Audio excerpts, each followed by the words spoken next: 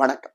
இந்த வசந்த நவராத்திரியில அம்பிகையை வழிபடுவதற்கு பல வழிமுறைகள் இருந்தாலும், அம்பிகைக்கு மிகவும் பிடித்தமானதும் மிகவும் சக்தி வாய்ந்ததுமாக ஒரு வழிபாடு இருக்கு அப்படின்னா அது கன்யா பூஜை அப்படின்னு தான் நாம சொல்லலாம். வேதத்துல துர்கா தேவியை கன்யகுமாரி அப்படின்னு சொல்லுது. அதாவது 9 வயது மதிக்கத்தக்க பெண் குழந்தையாக இருக்கக்கூடியவள் அப்படின்னு. அதனாலதான் நவராத்திரியினுடைய 9 நாட்களும் கன்யா குழந்தைகளை, அதாவது குமரி பெண்களை பூஜை செய்யக்கூடிய வழக்கம் இருக்கு. நவராத்திரியினுடைய முதல் நாள்ல 1 வயது மதிக்கத்தக்க பெண் குழந்தையையும், நவராத்திரி 2ஆம் நாள்ல 2 வயது மதிக்கத்தக்க பெண் குழந்தைகளையும், 3ஆவது நாள்ல 3 வயது மதிக்கத்தக்க பெண்களையும், இப்படின்னு நவராத்திரி 9 நாள்லையும் ஒவ்வொரு பெண்களாக வழிபடக்கூடிய மரபு இருக்கு. கடைசி நாள்ல 9 வயது மதிக்கத்தக்க ஒரு பெண் குழந்தையை வழிபடக்கூடிய மரபு இருக்கு.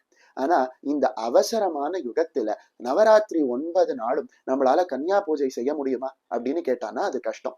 நம்ம கிட்ட திரவியங்களும் அந்த அளவுக்கு இல்லை, அதாவது பூஜை செய்வதற்கு தேவையான பொருட்களும் அந்த அளவுக்கு இல்லை, பண வசதியும் அந்த அளவுக்கு இல்லை. அப்படிங்கிற பட்சத்துல நாம நவராத்திரி 9 நாளும் அழகாக 9 பெண் குழந்தைகளை பூஜித்த புண்ணியத்தை அடைவதற்கு ஏதாவது ஒரு எளிய வழி இருக்கா அப்படின்னு நம்ம மனதானது யோசிக்குது இல்லையா?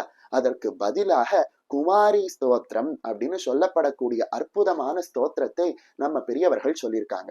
இதுல என்ன ஒரு அதிசயம் அப்படின்னா, நவராத்திரி ஒவ்வொரு நாளையும் அம்பிகையை எந்த வடிவத்துல இருக்கக்கூடிய பெண் குழந்தையாக பாவிக்கணும் அப்படின்னு சொல்லப்பட்டிருக்கோ, அந்த வடிவத்துல இருக்கக்கூடிய அம்பிகை மேல ஒரு ஸ்லோகம் வீதம் 9 ஸ்லோகங்கள் இந்த குமாரி ஸ்தோத்திரத்துல இருக்கு. இந்த குமாரி ஸ்தோத்திரத்தை சொல்லி நாம அம்பிகையை வழிபட்டோம் அப்படின்னா நாம கன்யா பூஜை செய்த புண்ணியத்தை அடைந்து வாழ்க்கையில இருக்கக்கூடிய அனைத்து கஷ்டங்களும் தீர்ந்து அம்பிகையினுடைய அருளால சகல செல்வங்களும் கிடைக்கும் அப்படின்னு சொல்லியிருக்காங்க.